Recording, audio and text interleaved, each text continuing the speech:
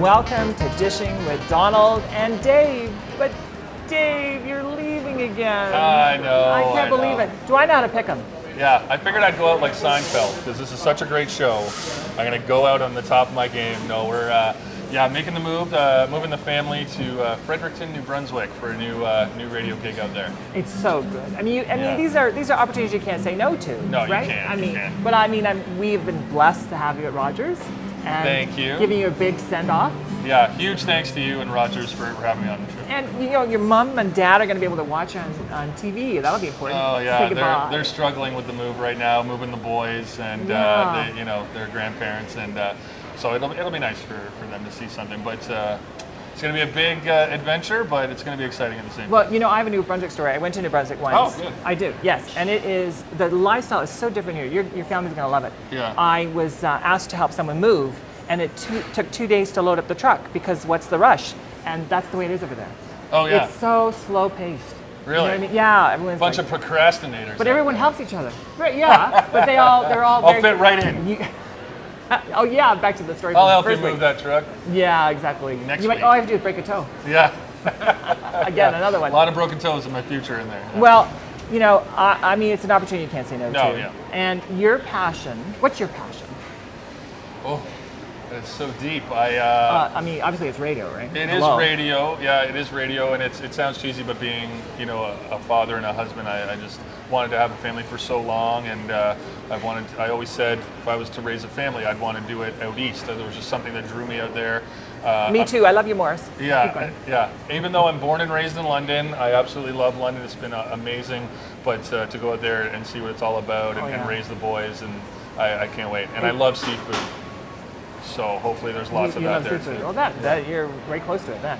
Hey, so a passion, you also love radio. I love radio. You love performing. You're a stand-up comic. Yeah, I've been doing stand-up for about 9 years, and it's been an amazing tool. It's been a lot of fun, a lot of free drinks, which in my younger days was a huge benefit when you're broke, and it's been a lot of fun. But to transition under radio was a lot of work, but it's been a huge passion, and it's been great to sort of go down that ladder of where I've been. Well, you were telling me about your road trip to go out because you're driving out, and I remember I was on a road trip 1980 with the New Brunswick one, the East Coast, and when we came back, we came through Quebec, Ottawa, and we saw this guy with one leg hopping alongside the road with an ambulance, and we were like, what the hell was that?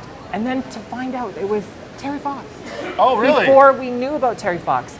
This is Wow. this is the beauty of Canada. The passion of Terry Fox is the inspiration for everybody. Right? Yeah, oh, absolutely. And our guests today have a lot of that passion. That's what they have in common. They do, yeah. And that's what our show is about today. Passionate guests and passionate people. You're watching Dish with Donald, and watch for me on upcoming episodes.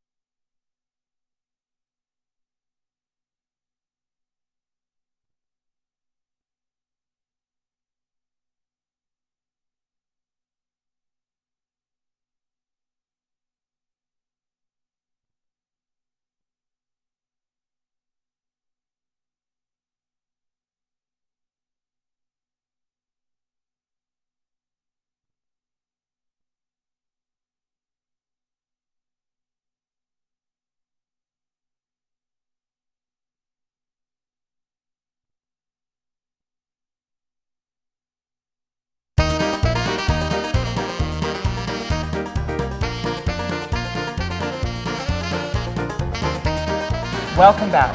I don't know, Dave, how we do justice to this subject.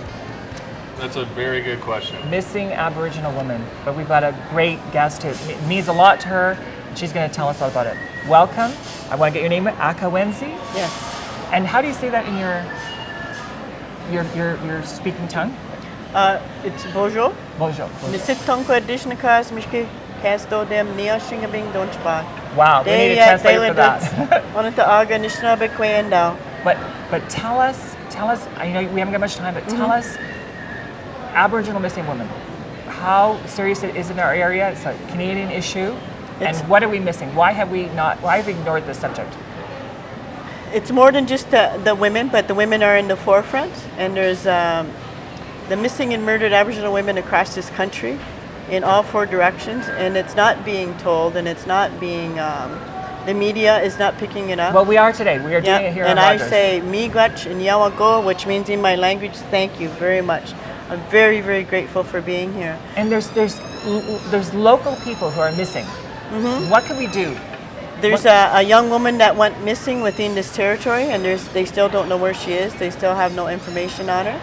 And but with that, there's also Aboriginal men and boys that are missing across this country. So really, it truly is a nation issue, and we need to stand up and be able to speak about those things. We don't hear about this enough, eh? No, we don't. I mean, to have you on, I mean, it's just such a huge benefit to sort of get the word out there on a topic that you really just don't hear about, whether it's through media or online. I mean, it's all new to me as well. So I think the best thing is to have someone like you on and how strong you are, but to tell us and to tell the people like how we can get involved and how we can help. Because the way that we can help is to do exactly what we're doing. We need to sit, we need to talk, we need to visit, we need to be able to explain the historical impact of why Aboriginal women are being missing and murdered within this country. And that's the part that's not being spoken to. And the average Canadian across this country does not know the impact of what has happened to Aboriginal people in general, whether it's in this territory, whether it's in the province, whether it's across the country, whether it's in North America. Because there is documentation across this country, both in the States and Canada, about that we were the Indian problem and to get rid of us. And the best way to discourage any nation is get rid of the women. If you get rid of the women, they can't have children, and then the younger women don't get to be raised with their mothers or in their community. And the other thing is the loss of our culture. Right. We weren't allowed to speak our language, we weren't allowed to have our ceremonies, and that's the other reason that Aboriginal women become invisible. Is because we're not looked at as human beings, and we're not looked at that we're important or that we're smart. Right, but that's how it was. People are changing. I mean, people like us do care. We do care. Why is this your passion? When did you start getting involved with this? I've been involved in this all of my life because I grew up in violence and alcoholism. I grew up in a community where there was the government had power and control over us. Right. I grew up watching my mother not have a voice. And I knew inside of me that I have a voice and this can't be how life needs to be lived. So I left my community to come to the City of London so I could have a different life for myself, for my children, and so my grandchildren would have a different life, because I know what violence is. I've watched it, I've seen it, and I experienced it in my own. And through strength and education, I think we can end ignorance in a vague sort of way. I mean, to sort of put it lightly, we can help, further the process in a positive way rather than... It's through cultural awareness and cultural education is where I got my strength to strengthen my heart, mind, body, and spirit. Culturally educated. How can we get culture? How can our viewers get culturally educated? It's about going out and asking those questions. In the City of London, you have very awesome First Nations people and all from different territories who are just very passionate about what they do. There's Native organizations in this city. Do you have a website? I don't. Is there a website we can look up? The place that I work at is SOHAC, Southwestern Aboriginal Health Access Center. Okay, that's something. We have mental health workers, we have doctors, we have nurses, and there's the Friendship Center that also has a cultural component to it. There's Atanlosa that talks about and protects women that are experiencing violence, but not just the women, but the men. Right. So there's those 3 main organizations within the city. There's another organization called AIAI, which also is educational around health and respect and culture. So all of those Aboriginal organizations are all about educating people within this city, within this territory. Well, Rogers is at the forefront of local. What is local? What is the issues that's important to our area? And that's why we're doing this. We really strongly believe that what you are talking about, we need to know more about. I'm glad you gave those references. But I do think that if we do a search, I think if the public does a search, a Google search, Aboriginal missing women in Canada, lots of information will come up. Oh, definitely. Right? Definitely. Because those information is on that website constantly from all different directions and from family members. And I work in the healing field, and I'm the one who sits with some of those family members that are dealing with the trauma and the pain from the violence and the missing and murdered Aboriginal women. Right. So I get to help them, to empower themselves to get through their grief, get through their anger, get through their sadness, so that they can clear their heart, mind, body, and spirit, so they can continue to look for the truth of their missing loved ones. And I don't mean to generalize or make humorous or anything like that, but you're so lovely and so strong. Why would we want to make you invisible? We want more of you. That's right. I want more of you. Thank you, thank and you. the more visible we are, the stronger your voice are. Right? And it's about connecting, just like you are connecting Right. with me, that we are sitting and talking. We don't do that as human beings. We need to sit and talk. Well, we've so enjoyed having Thank you you. on. Thank you so much. You're welcome. Thank you. We'll be back in a moment.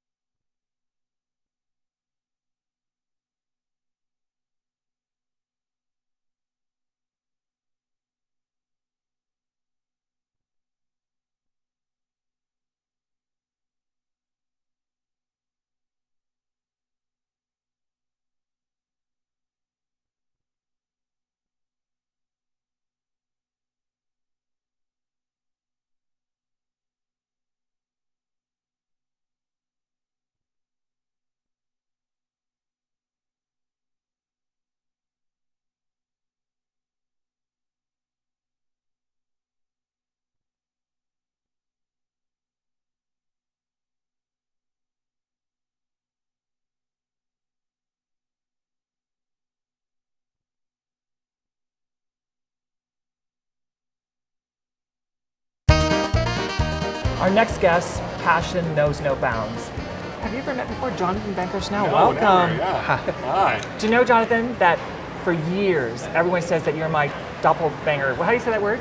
Doppelganger. I Have you ever actually had that? thought your dad was Ever since you started cutting your hair like me. I have you had experience it? People thinking that you're me? No. I have it all the time. I've been at parties and they'll have a conversation where it's language that you would know and that takes me a while to click in and they think that I'm you. You've never had it? Never. Isn't it surprising? But sometimes people are rude to me. I wonder if they think they're talking to you. That could Hey, be. Donald, you owe me money. No, I don't think that's it. But anyway, do you know where the largest ceramic gallery in Canada is? I feel like I'm walking into a trick question. Is it here? Yes. It is here. It is here. Tell us, Jonathan. We're the largest contemporary Canadian ceramic gallery in the country, and we're actually the largest gallery of its kind in North America. Which is amazing, Wow. because last week, when we talked about pop culture and how so many things in London don't get the attention they deserve, here's the case. But you have had a lot of attention. We get more attention actually outside of London. Isn't that interesting? And it's fascinating the number of Londoners that come into the gallery for the first time and they're brought in by one of their friends who's visiting from out of town because we're one of the top hits on TripAdvisor for London. Well, that's awesome. Yeah, it's pretty cool. Now, you have been recognized, and I think part of the recognition is not only your gallery, but for your passion for young people, for helping others. Tell us about some of the recognitions you received. Really the first AIDS Walk in Canada took place in London in 1989. So you started that. The fundraising for the joint. There were a lot of things, but I think it's basically, I seem to have been fortunate to have been presented with opportunities and then fortunate that I've had people that were willing to get involved with me because nothing is done on your own. The key to the success is to have people that are willing to assist you to push an idea forward. And I've been really fortunate to frequently have that support. Well, I think you've been a trailblazer because I also remember that you did some kind of show, Playing the Palace. Remember that? What year Playing was the that? Palace was, I believe it was in 1991. That it was long the ago? Oh my God. first major performance at the Palace Theatre. It was it was a musical. I went had to a see it. cast I liked of- it. It was great. Yeah, it was cast of 52. We actually did a documentary of it.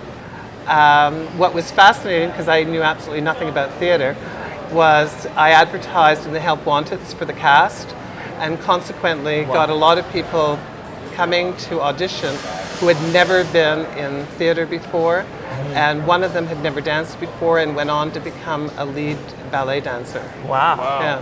Well, what I find interesting about something we have in common is that, we know how to throw a party and we know how to get attention. And I remember that you had limos and you had furs, right? Oh yeah, it was fun. And so, I've been in your shop. It's gorgeous. Thank you. You take the same care that you do with all the issues that you get involved with to your shop. And one of the things is that you like to help younger artists. Yes, well, Stephen and I bought our house across from Beale, and through Beale, and their year-end show, I realized there were very, very few venues for emerging artists to have wall space.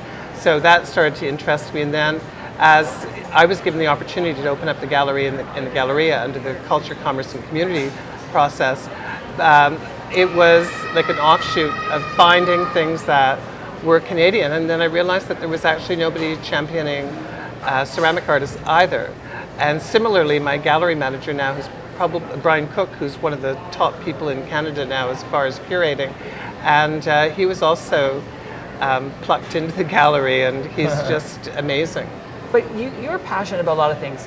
Would you define your passion?